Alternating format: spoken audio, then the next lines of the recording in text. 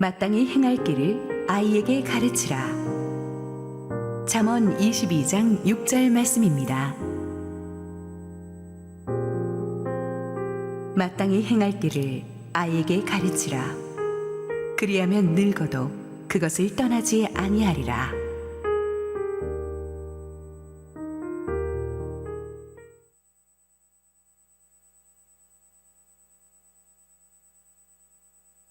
사랑하는 성도 여러분, 한우 목사입니다. 저는 미국에서 안식월 잘 보내고 있습니다. 오늘 우리 새로운 교회 주일 강단을 지켜주실 분은 횃불 트리니티 총장을 맡고 계신 오덕교 총장님이십니다. 우리 오덕교 총장님은 취임하시고 나서 저랑 만나뵌 지가 몇 번 되지 않았지만 정말 인품이 훌륭하시고 유머가 많으시고 또 겸손하신 분이십니다. 이미 교회 역사학계에서는 존경받는 원로이시고 훌륭한 학장이셨는데 이번에 횃불 트리니티 총장으로 오셔서 얼마나 또 저희 교회와 MOU를 맺고 활발한 관계를 유지하고 있는지 모릅니다. 우리 총장님의 오늘 말씀을 통해서 우리에게 새로운 도전과 은혜가 주어질 줄 믿습니다. 우리 총장님 박수로 환영해 주십시오.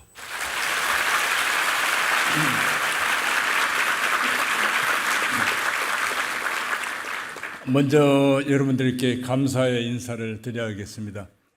제가 총장 취임하자마자 여러분들께서 우리 2세 교육을 위해서 장학금을 거금을 보내주셔서 학교가 잘 서바이브 했습니다.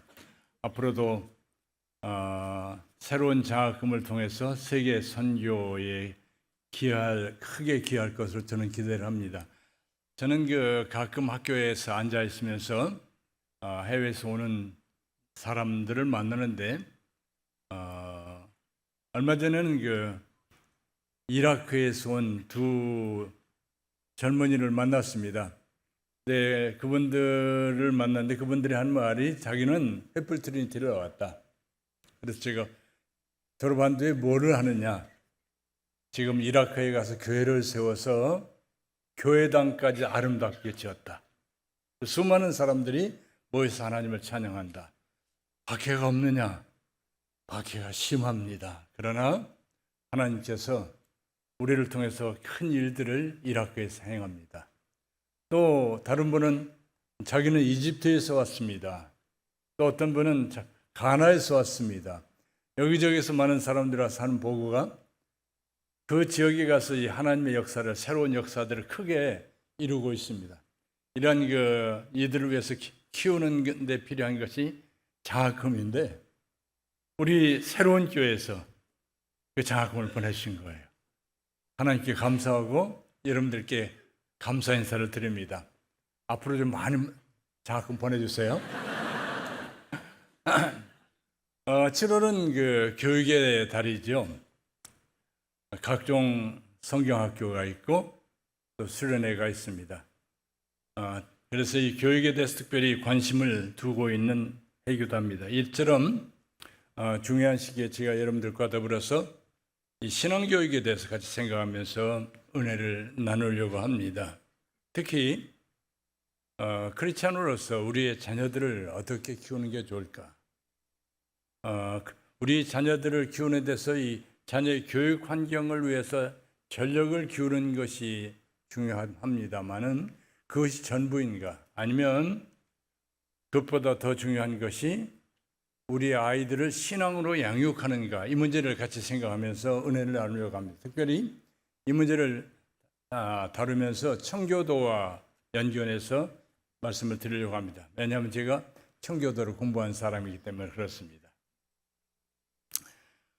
성경에 보면 성경은 이렇게 얘기합니다. 오늘 읽은 말씀 보면 마땅히 행할 길을 아이에게 가르치라. 그리하면 늙어도 그것을 떠나지 아니하리라. 바울은 에베소에서 이렇게 또 얘기합니다. 아비들아, 너희 자녀를 노엽게 하지 말고 오직 주의 교훈과 훈계로 양육하라. 이렇게 얘기를 했습니다. 이런 성경적 교육을 잘 실행했던 사람들이 어떤 사람일까? 저는 청교도라고 생각해요. 교회 역사에 수많은 무리들이 있었지만 이 청교도들처럼 자녀를 양육했던 사람들은 드뭅니다. 그리고 이들에 의해서 미국이라는 나라가 세워졌잖아요. 미국의 기초를 놓은 사람들이 누구인가? 청교도들입니다.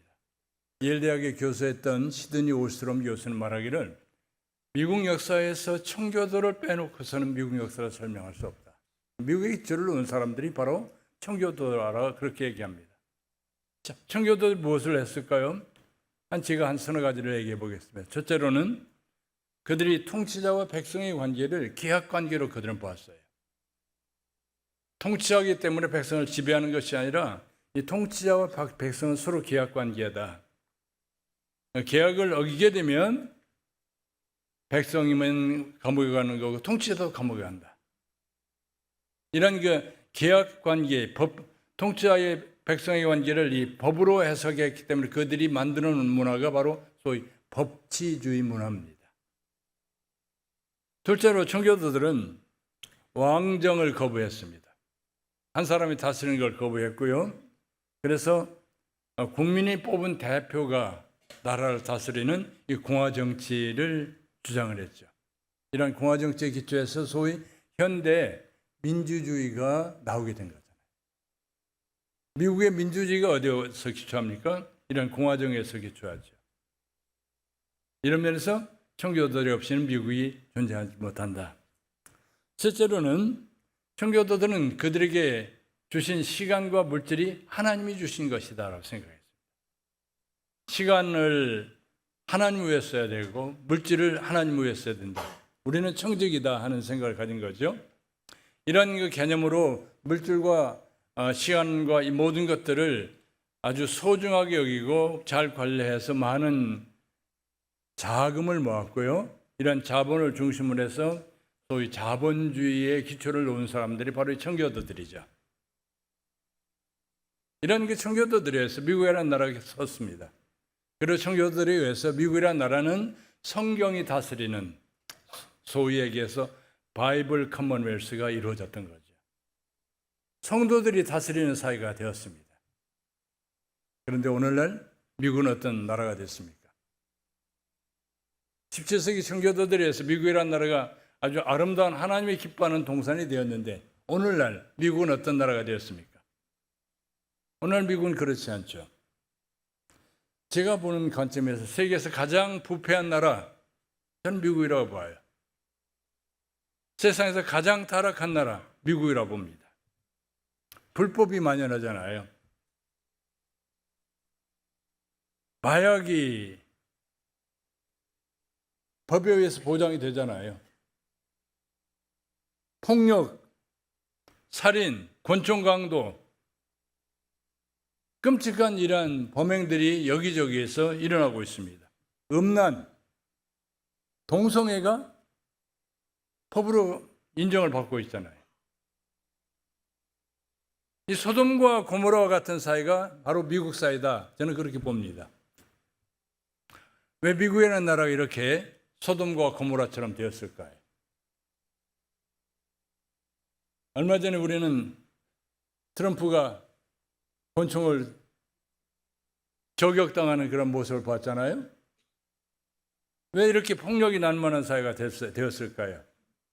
미국의 교육학자였던 조지 피시번이라는 학자는 미국이 이렇게 잘못된 것은 하나의 어떤 한 학자의 교육 사상이 미국에 뿌리를 내리면서 그렇게 됐다. 그렇게 얘기를 해요. 1847년 예일대학 교수였던 호러스 부슈넬이라는 사람이 크리스찬 너처라는 책을 썼습니다. 그리스도인의 양육이라는 책이죠. 어떻게 그리스도인의 양육할 것인가 책 제목은 아주 좋습니다. 그런데 이 사람이 이 책을 쓰면서 이 책의 내용이 어떤 거냐면 하나님이 세상을 창조하셨고 이 사람 목사거든요. 하나님이 세상을 창조하셨지만 우리 인간이 아담의 타락 때 전적으로 타락한 건 아니다. 원죄를 부인합니다. 인간 속에는 선한 것이 있다는 거예요. 인간은 선하게 태어난다는 거예요. 그럼 이 세상에 악이 왜 존재하느냐? 사회 제도가 악하기 때문에 그것 때문에 아이들이 악으로 변한다는 거죠. 그러니까 우리 아이가 잘 자라도록 하기 위해서는 교육 환경을 좋게 만들어주면 우리 아이들이 잘 자랄 수 있다라는 겁니다. 이것이 바로 호러스 부슈넬이 주장하는 교육 환경설입니다. 우리 아이들은 선하게 태어났는데 우리 아이를 악하게 만드는 것이 뭔가? 그것은 사회라는 겁니다. 이 사회가 악하기 때문에 사회 제도를 고치고 사회 법을 고치고 그래서 우리 아이들이 살 수 있는 좋은 세상을 만들어야 된다. 그리고 부모는 우리 아이들이 잘 살 수 있는 그러한 세상을 만들기 위해서 모든 노력을 기울여야 된다. 이것이 바로 호러스 부슈넬의 주장이에요. 어떻습니까? 굉장히 좋아 보이죠? 아이들에게 좋은 교육 환경을 마련해주면 우리 아이들이 잘 될 것이다. 그렇잖아요. 여러분들 다 그렇게 생각하지 않아요? 우리가 늘 어렸을 때부터 들어왔던 게 뭐냐? 맹자의 어머니가 맹자를 교육하기 위해서 3번 이사를 했는데 학자 동네에 와서 거기 정착하니까 맹자가 공부를 하늘천 따지 시작하더라. 맹모 삼천지교 사상을 우리가 듣고 있잖아요. 그래서 우리도 지금 어떻게 합니까? 우리 자식들을 위해서 모든 노력을 다하지 않습니까? 우리 아들이 좋은 고등학교를 가고 좋은 대학에 가고 좋은 사람이 되고 세상에서 성공하는 사람이 되게 하기 위해서 우리는 모든 걸 투자하지 않습니까? 미국 사람들은 1847년 이 호러스 부슈넬이 이 책이 나오자마자 각성합니다. 깨알합니다. 그러면서 이제는 지금까지 가르쳤던 청교도 시각이 아니라 자기 자식 교육을 위해서 전적으로 올인합니다.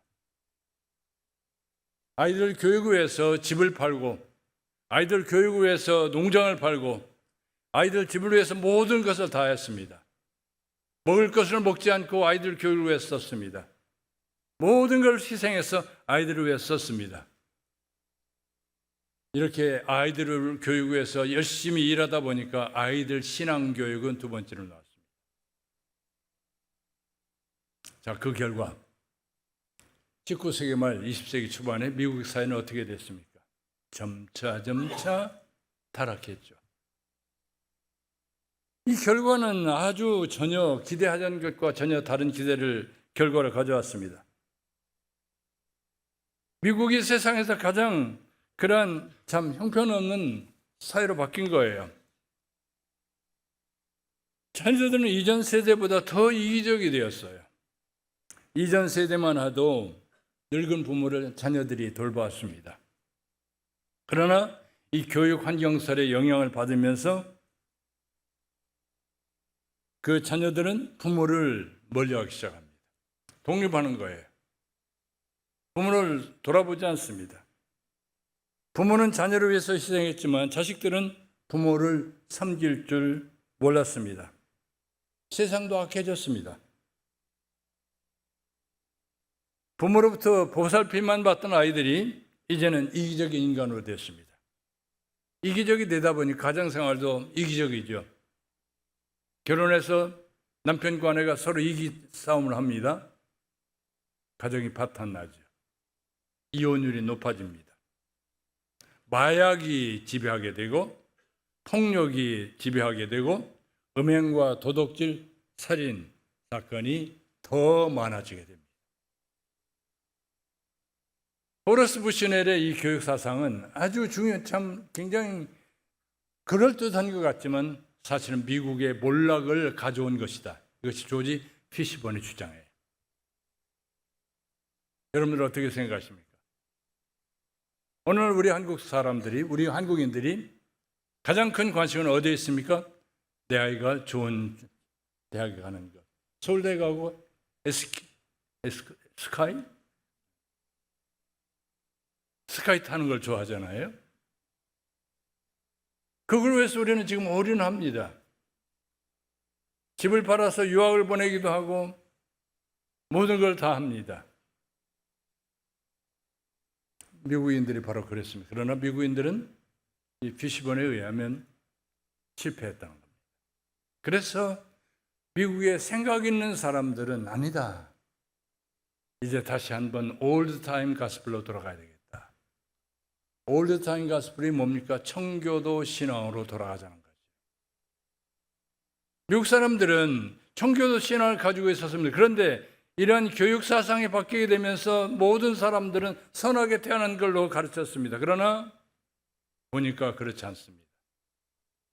청교도들은 그들과 전혀 달리 가르쳤습니다. 인간은 청교도들에 의하면 모든 인간은 선하게 태어난 것이 아니라 죄 가운데 태어난다는 거예요. 아담의 타락 이후에 모든 사람들은 죄로 향하는 경향성이 있다는 거예요. 그렇잖아요.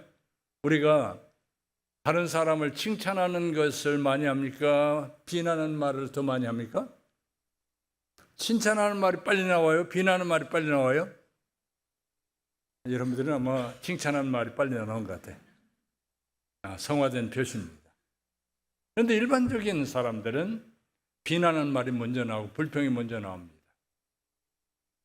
남편의 장점을 얘기하라면 세지 못해요. 그런데 남편의 단점을 얘기하면 줄줄줄줄 나와요. 이게 죄성이죠. 아담의 타락 위에 모든 사람들은 죄로 향하는 경향성을 가지고 태어납니다. 그러니까 죄 속에 태어나는 거예요. 이 죄 속에 태어난 인간이 하나님 나라에 들어갈 수 없습니다. 왜냐하면 죄의 결과는 사망이기 때문이죠. 죄를 범한 자는 반드시 죽는다고 그랬거든요. 그러면 어떻게 우리가 죄로부터 피할 수 있을까요? 청교도들은 우리 모든 사람들 죄 아래에서 태어나서 저주 아래 있지만 하나님께서는 우리가 그 저주로서 벗어날 수 있는 길을 열어주셨다라고 믿었습니다. 왜요? 우리 주님께서 말씀하시기를 거듭나면 된다고 그랬거든요. 니고데모 왔을 때 니고데모에게 주님께서 뭐라고 얘기합니까? 네가 거듭나지 아니하면 하나님 나라를 볼 수 없느니라. 하나님 나라와 관계에 있는 사람들 어떤 사람이냐? 거듭난 사람이라는 거예요. 이 기본적인 개념이에요. 그러니까 청교도들의 관심은 그럼 어떻게 거듭나야 거듭날 수 있는가 하는 거죠. 우리 주님께서 우리에게 가르쳐 주는 것은 사람이 거듭나지 아니하면 하나님 나라 볼 수 없습니다. 하나님 나라 들어갈 수 없을 뿐만 아니라 하나님 나라를 볼 수도 없다는 거예요. 어머니 니고데모가 얘기한 것처럼 어머니 뱃속에 들어갔다가 다시 나와서 거듭납니까? 아니라고 얘기하잖아요. 수양을 많이 쌓아서 거듭납니까? 아니라고 얘기합니다. 고행을 통해서 거듭나는 거 아닙니다. 우리 주님께서 그런 것은 육으로 난 것은 육이고 영으로 난 것은 영이다. 우리 주님께서 그렇게 말씀하십니다. 이렇게 얘기하잖아요. 사람이 내가 네게 이런 말을 하는 것을 이상하게 생각하지 말라 하시면서 주님은 사람이 물과 성령으로 거듭나지 아니하면 하나님 나라에 들어갈 수 없느니라. 거듭남의 수단을 주님이 얘기해 줍니다. 물과 성령으로 거듭날 수 있다. 그렇습니다. 우리는 물과 성령으로 거듭날 수 있습니다. 비록 어떠한 죄인이라도 물과 성령으로 거듭날 수 있습니다. 성령께서 우리 마음속에 예수 그리스도가 누구인지를 깨닫게 해주시고 성령께서 우리 마음속에 예수님을 확정해 주면 예수님을 믿을 수 있는 마음이 생기고 거듭나게 되겠죠. 자, 그러면 물은 무엇일까요? 세수 많이 해서 거듭나게 됩니까? 물은 무엇일까요? 어떤 사람은 물은 세례를 상징한다. 세례를 받음으로 거듭나게 됩니까? 세례 받은 사람들은 다 거듭난 사람입니까? 아브라함의 아들 이스마엘은 할례를 받았습니다. 그러나 그는 약속 밖의 사람이라고 성경은 얘기합니다. 세례를 받았다 해서 구원받은 거 아닙니다. 그러면 이 물은 무엇을 의미합니까?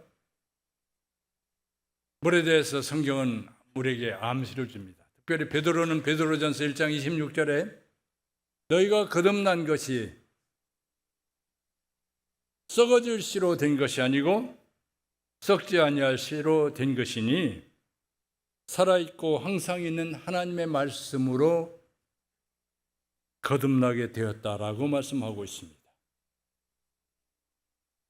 물이 무엇을 얘기한다고요? 하나님의 말씀, 살아있고 지금도 역사하시는 하나님의 말씀으로 거듭나게 되었다.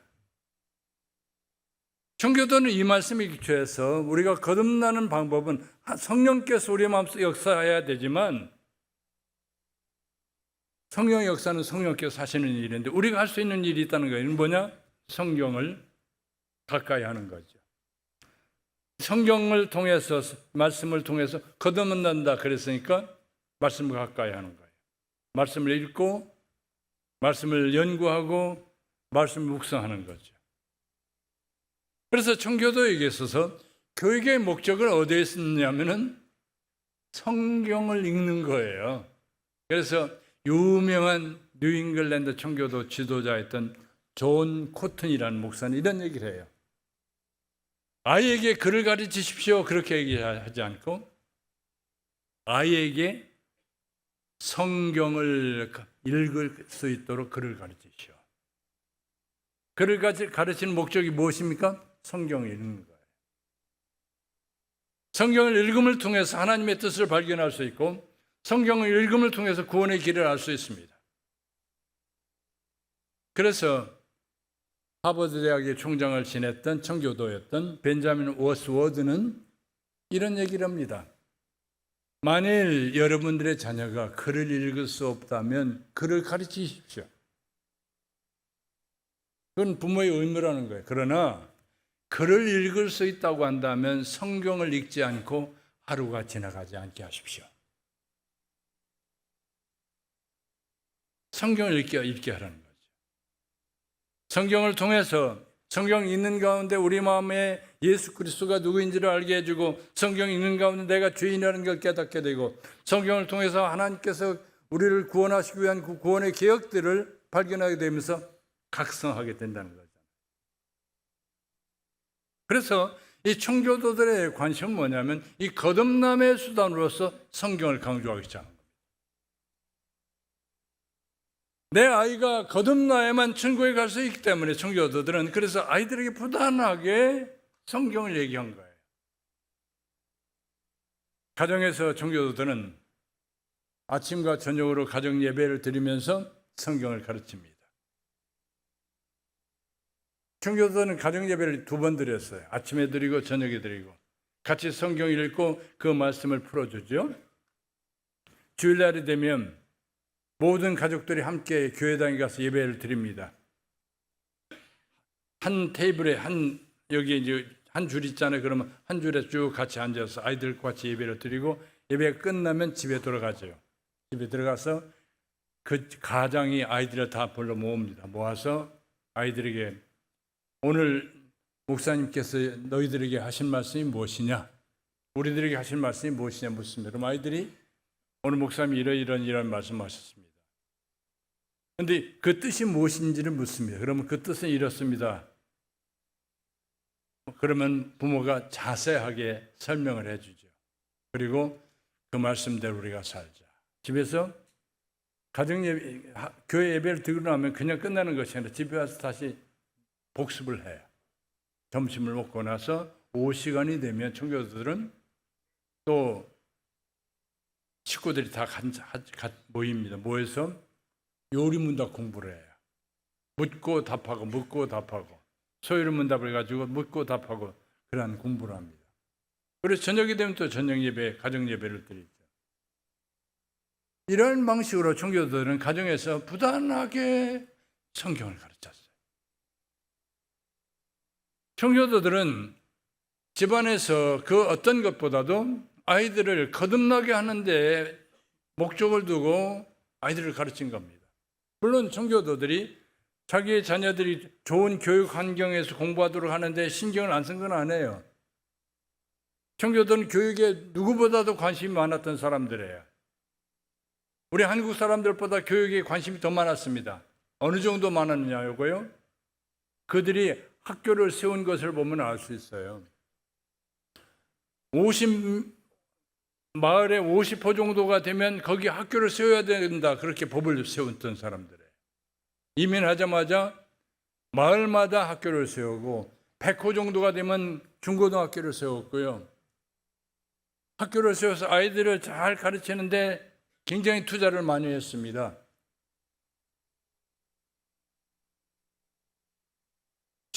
청교도들이 미국에 세웠던 유명한 대학이 있죠?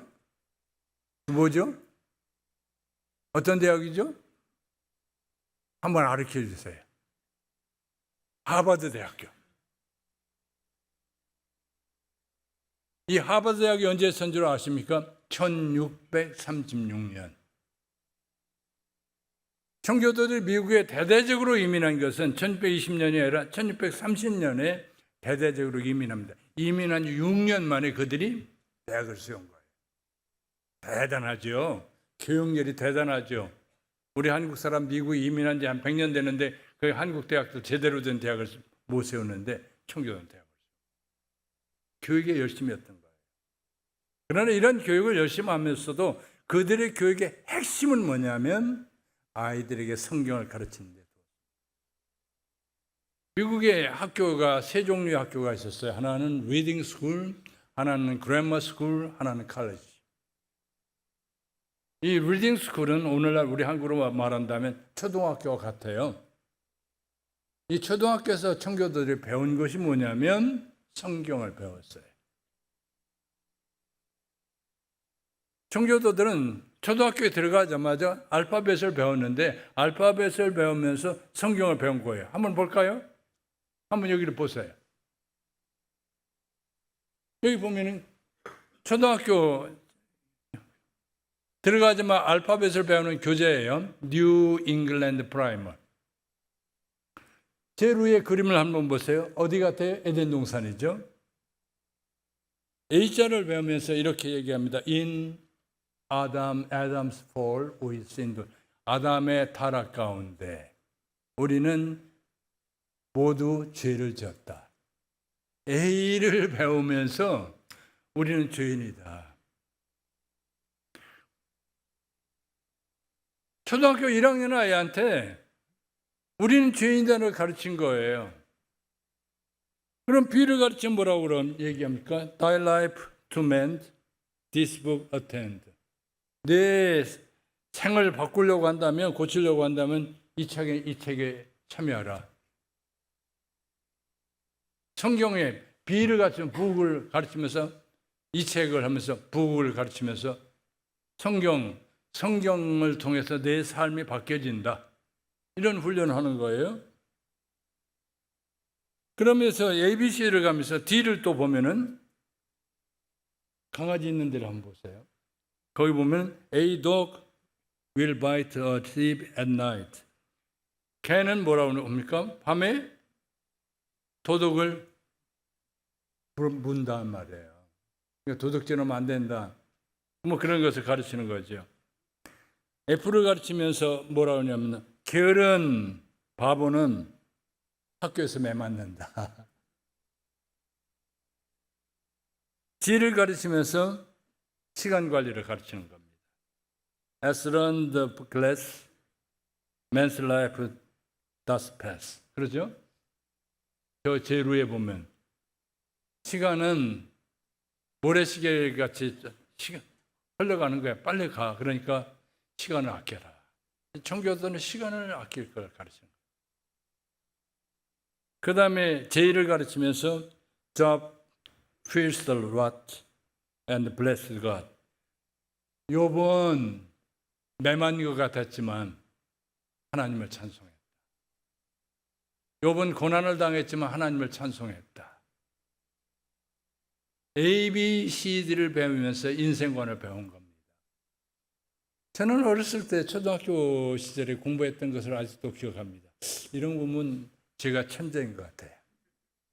철수야 이리 오너라. 꼭꼭 숨어라 머리카락 보인다. 여러분들도 다 기억하십니까? 여러분들도 다 천재군요. 근데 우리는 초등학교 가서 아무 의미 없는 걸 배운 거예요. 꼭꼭 숨어라. 장독 뒤에 숨어라. 그게 무슨 우리에게 의미가 있는 거예요? 근데 청교도들은 어렸을 때 A, B, C, D를 가르치면서 성경 교훈을 가르치려고 합니다. 마지막으로 Z를 하면서 Zacchaeus, he did climb a tree, he slowed to see. zacchaeus는 주님이 보시도록 나무에 올라갔다. 우리도 주님을 찾자. 청교도는 이와 같이 성경을 가르쳤습니다. 이 초등학교를 나오는 리딩 스쿨은 아이들이 이제 그랜마 스쿨에 갑니다. 중고등학교에 갑니다. 중고등학교에서 무엇을 배웠습니까? 이 세상은 악과 선이 싸운다. 근데 궁극적으로는 악이 선을 이기게 된다. 그러므로 너희는 악의 편에 서서는 안 돼. 그런 훈련을 받은 거예요. 대학에 가서는 기독교 지도자 훈련을 받은 거예요. 기독교 지도자로서 법을 어떻게 집행할 것인가, 경제를 어떻게 운영할 것인가, 사회를 어떻게 이끌어 나갈 것인가. 지도자 훈련들을 대학 교육을 통해서 가르쳤습니다.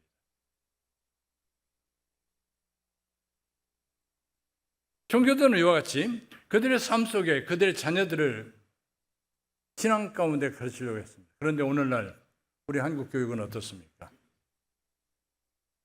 오늘날 우리의 자녀들은 어떤 상황에 있습니까? 저는 우리 손주하고 얘기하는 가운데 깜짝 놀라는 것을 발견했어요. 손주가 저한테 와서 그래요. 할아버지, 5학년 때 저한테 한 얘기가 그래요. 할아버지는 지금도 하나님이 천지를 창조하신 걸 믿으세요? 그럼 너는 안 믿어? 네, 자기는 안 믿는데. 제가 너무 놀라가지고, 내 목사인데 목사의 손자가 천지 창조를 안 믿는다는 거예요. 그래서 제가 너무 놀라가지고 손자한테 그랬어요. 하나님이 천지 창조하신 것은 이제 천지 창조를 쭉 역사적으로 이런 걸 얘기하면서 얘기했더니 자기는 못 믿겠다는 거예요. 진화론이 옳다는 거예요. 우주가 생긴 것이 하나님 말씀으로 창조하신 것이 아니라 빅뱅에 의해서 빵 터졌다는 거예요. 그러면서 저한테 저를 설득하려고 하는 거예요. 너무 충격이 컸습니다.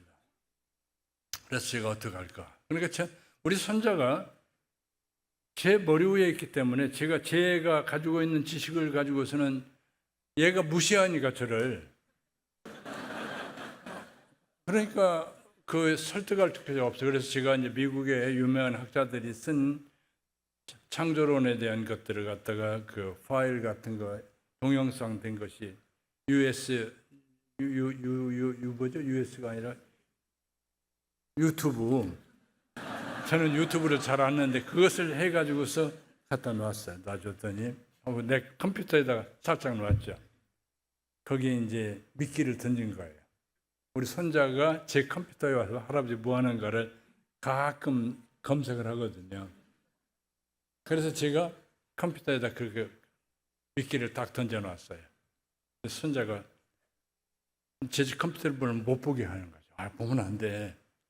그러니까 더 호기심이 생겨가지고 손자가 제가 없는 데 보고 나서 미국 사람들이 뭐 어느 유명한 대학 교수가 나와서 진화론을 이렇게 들렸고 뭐하고 이것이 창조론이었고 그런 얘기를 하니까 나중에는 할아버지 진화론보다 창조론도 맞은 것 같네요. 한참 후에 저한테 그 얘기를 해요. 그러면서 한 번은 또 저한테 그래. 할아버지, 동성애에 대해서 어떻게 생각하세요? 그래서 큰일 났다. 얘가 동성애를 아는구나. 네가 동성애를 어떻게 아냐? 학교에서 가르쳐요. 너 동성애 뭔지 알아? 남자와 남자고 여자와 여자고 이렇게 하는 것이 그거잖아요. 그래서 그럼 남자와 남자하고 이렇게 하는 게 넌 좋다고 생각해? 아니, 사람들마다 자기 취향대로 하는 거 아니에요. 우리 손자가 저한테 그래요. 그러니까 동성애가 서로 인격을 존중하고 좋은 거 아니에요. 아니, 우리 손자가 동성애를 옹호하고 있는 거예요. 제 손자만 그럴까요? 여러분들의 자녀들, 여러분들 손주들이 다 지금 학교에서 제 손자가 겪는 그러한 도전을 받고 있습니다.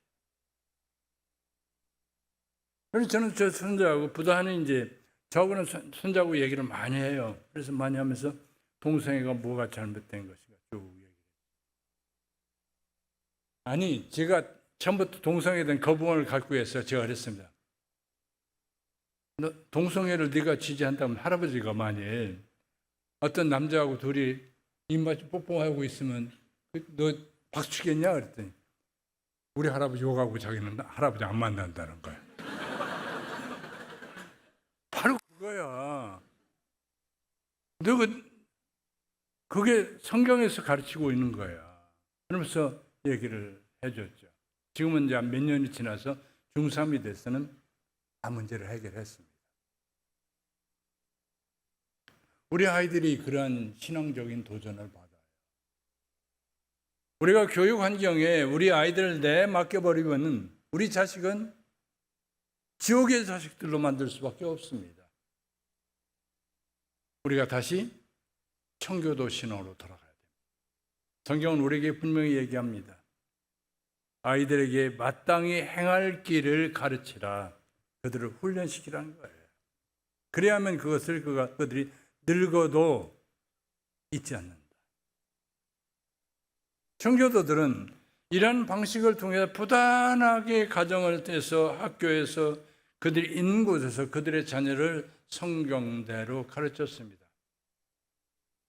그래서 그들이 미국이라는 나라의 기초를 놓았던 거죠.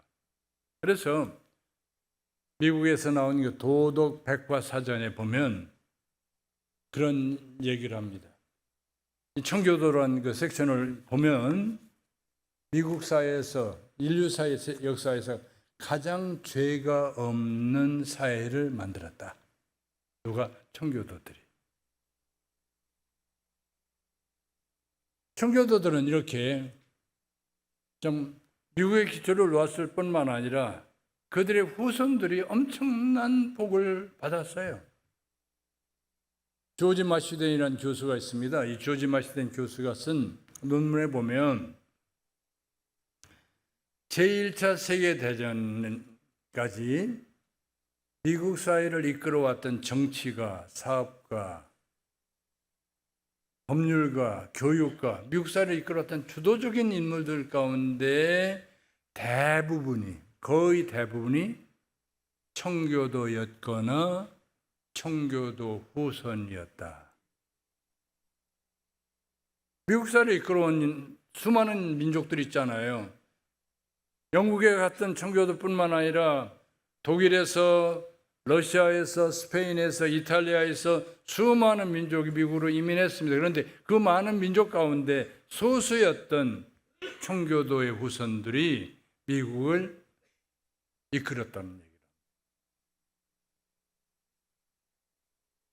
우리가 우리 자녀가 좋은 대학에 갈 수 있도록 뒤에서 밀어주는 것 아주 중요한 일이에요. 그것보다 더 중요한 것은 우리 아이들이 신앙 가운데 자라도록 하는 거예요. 신앙 가운데 키우는 겁니다.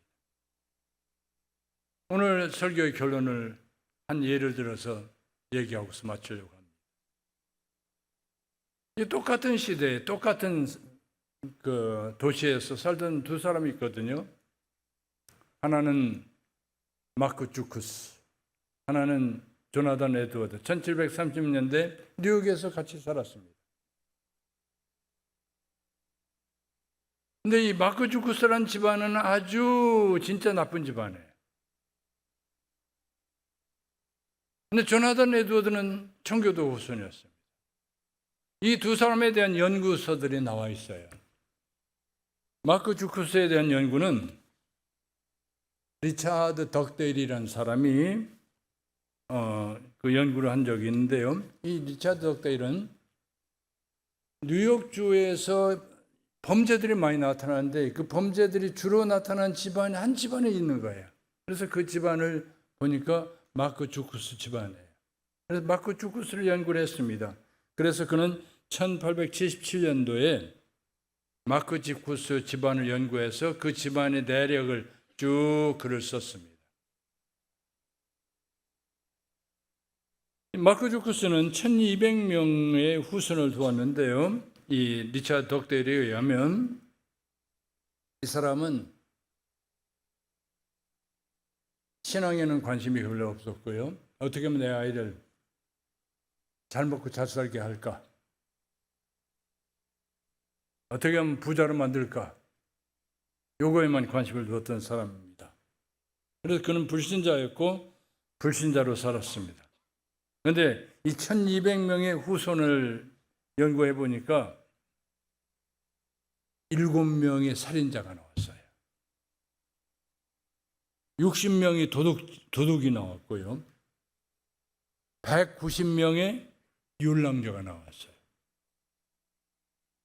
1200명 가운데 190명이니까 6명 가운데 하나가 율랑자인 거예요. 그러니까 남자가 반하면 3명 가운데 하나가 율랑자예요. 그러니까 마크주쿠스 집안의 애들 가운데 3 가운데 하나는 율랑자예요.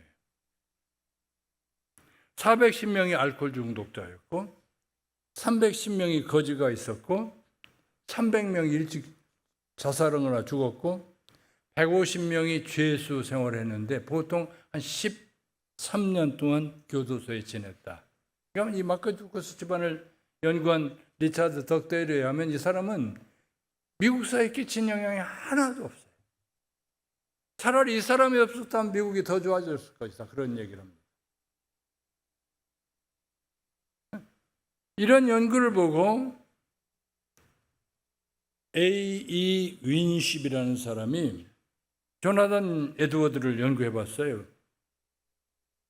그랬더니 그리고 1900년에 이제 논문을 발표했는데 그 논문에 보면 조나단 에드워드는 어떤 사람은 신앙인입니다. 청교도입니다. 아침과 저녁으로 가정 예배를 드렸습니다. 그는 가난했습니다.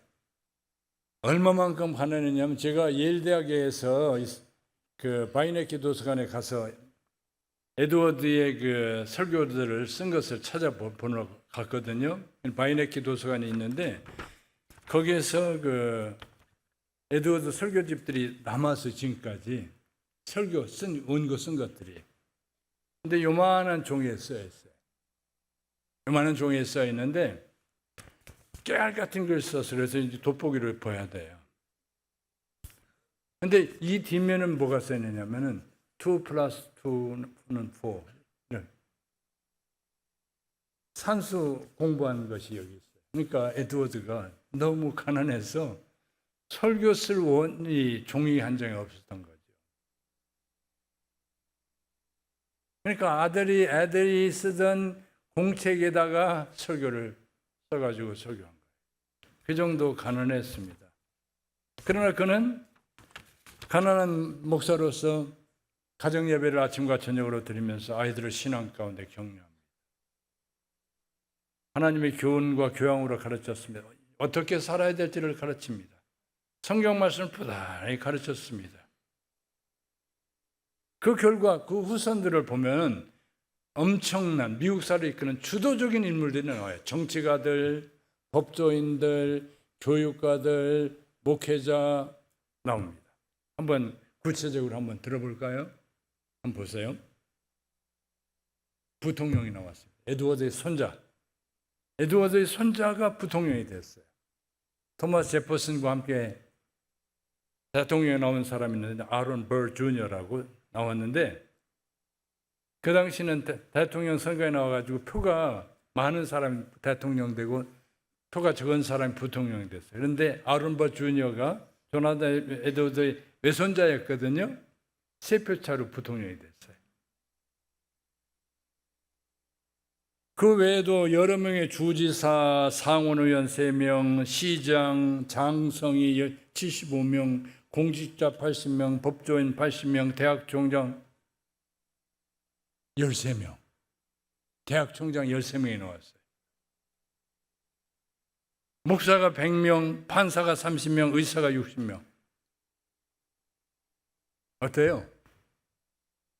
내 후손들이 반만 나와도 좋겠죠? 미국 사회를 이끄는 주도적인 인물들입니다. 여러분들 잘 아는 사람 한번 얘기해 볼까요? 마지막 잎새를 쓴 사람, 크리스마스 선물을 쓴 사람, 작가 누구죠? 오 헨리 선주입니다. 그의 자손에 유명한 미국 사회를 이끌어가는 유명한 출판가, 작가들, 시인들, 미국 사회를 이끄는 주도적인 인물들이 에드워드 집안에서 나왔습니다. 사랑하는 성도 여러분, 우리가 어떤 가치관을 가지고 우리의 자녀를 양육하느냐에 따라서 우리 가정이 달라집니다. 우리에게 단순히 우리 자녀의 교육 환경을, 좋은 교육 환경을 마련하기 위해서 우리가 투자하는 것보다는 우리 아이들이 먼저 신앙 가운데 바로 서도록 하고 그 다음에 좋은 교육 환경을 마련하는 건 차선으로 할 때, 이것이 바로 청교도의 방법이죠. 청교도들이 엄청난 복을 받았습니다. 거꾸로 신앙은 둘째로 하고 우리 자녀들이 세상에서 훌륭한 사람으로 키웠을 때 그들의 결과는 비극적으로 나타났습니다. 우리에게는 선택이 기록되어 있습니다. 성경은 우리에게 이렇게 얘기합니다. 마땅히 행할 길을 아이들에게 가르쳐라. 그리하면 늙어도 그것을 떠나지 않는다. 아비들아, 자녀를 노엽게 하지 말고, 너는 안 돼, 너는 못 돼서, 너는 악해 라고 하지 말고, 너도 할 수 있어. 주님께서 붙잡아 주면 할 수 있어. 주님이 함께하면 어떤 것도 할 수 있다라는 그 믿음으로 아이들을 격려하면서 붙잡아주고, 주의 교훈과 주님의 훈계로서 우리 아이들을 양육한다고 한다면 하나님께서는 우리 가문들 가운데 우리 새로운 교회에 넘치는 복을 주실 줄을 저는 믿습니다. 여러분들 그렇게 되기를 주의 이름으로 축원합니다. 같이 한번 기도하겠습니다. 하나님, 귀하신 은혜와 사랑을 감사합니다. 오늘 저희들이 주 앞에 나와서 주의 말씀을 살펴보았습니다. 기도하고 주 앞에 간절히 비옵는 것은 우리가 우리의 삶을 살아가는 가운데 우리의 자녀들을 신앙 가운데 양육하는 것을 우선할 수 있는 저희들 되게 하여 주옵소서. 그래서 우리의 가정이 복을 받게 하시고 조나단 에드워드의 가정같이 그러한 복받은 가정들이 새로운 기회를 통해서 이루어지도록 주님이 축복하여 주옵소서. 예수님의 이름으로 비옵나이다. 아멘.